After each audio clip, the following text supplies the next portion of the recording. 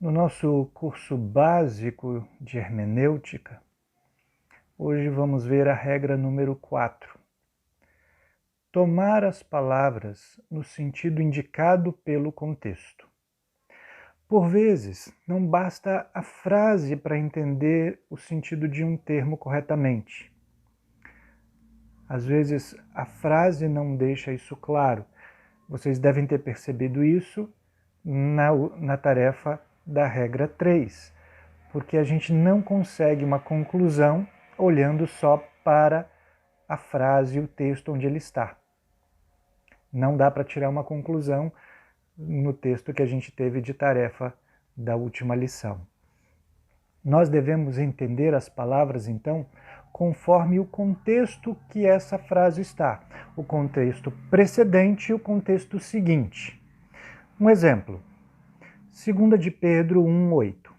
Porque estas coisas, existindo em vós e em vós aumentando, fazem com que não sejais nem inativos nem infrutíferos no pleno conhecimento do nosso Senhor Jesus Cristo.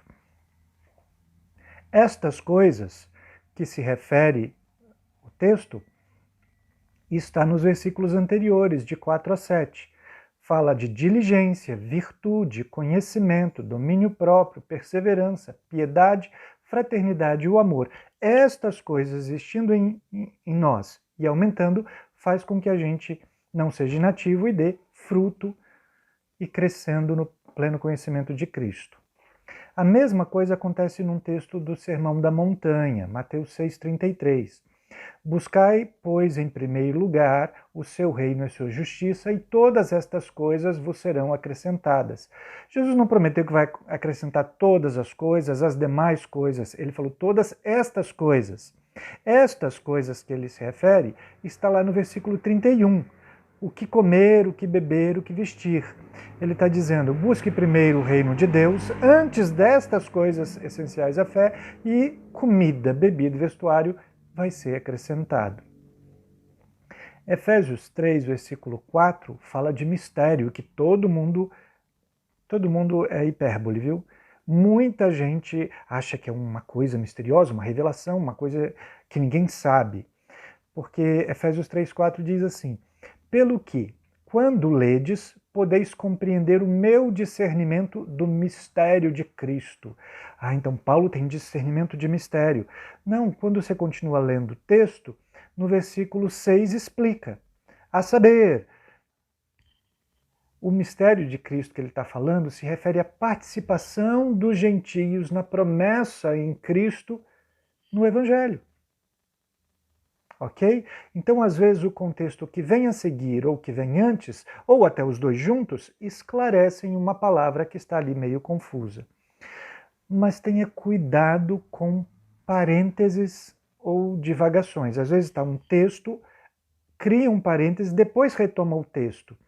Então, se você olha no contexto anterior, é um parêntese, não tem nada a ver com o assunto que você está falando. Por exemplo, Efésios 3, de 2 até o 21, que é o final do capítulo, é uma divagação, é uma interrupção do rumo da carta.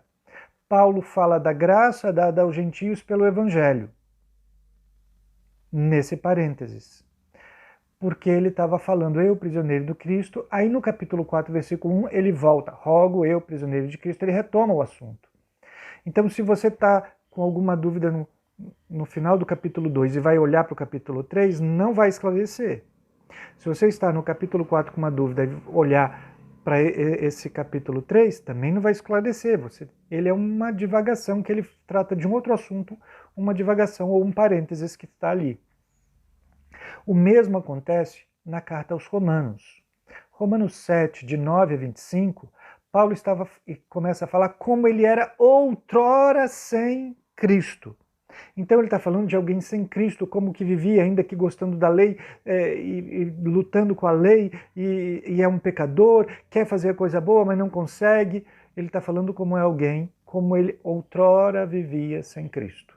Então ele é um parênteses no meio da carta, ok? Às vezes é o contexto que vai indicar um sentido figurado.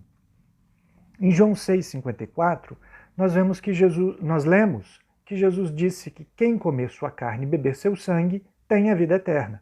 Aí os discípulos foram acusados até de canibalismo ou coisas desse tipo.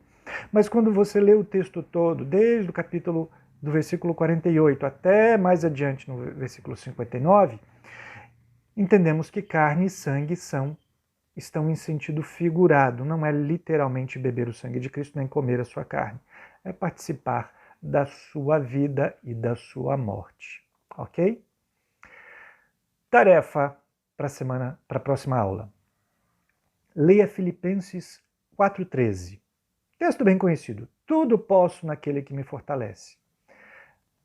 Aplique a regra e responda. O crente tem poder em Cristo que o fortalece para ter vitória em todos os problemas? Vai lá fazer sua tarefa. Deus te abençoe.